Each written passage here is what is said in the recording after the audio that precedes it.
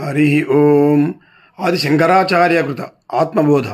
సమ్యక్ విజ్ఞానవాన్ యోగి స్వాత్మాన్యేవాఖిలం జగత్ ఏకంచ సర్వమాత్మాన ఈక్షతే జ్ఞానచక్షుషా.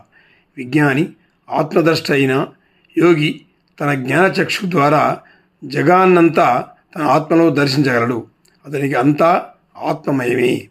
संपूर्ण ज्ञान को प्राप्त हुआ योगी अपने ज्ञान नेत्रों द्वारा सारे जगत की अपनी आत्मा में ही देखता है और सब कुछ एक आत्मा स्वरूप ही देखता है.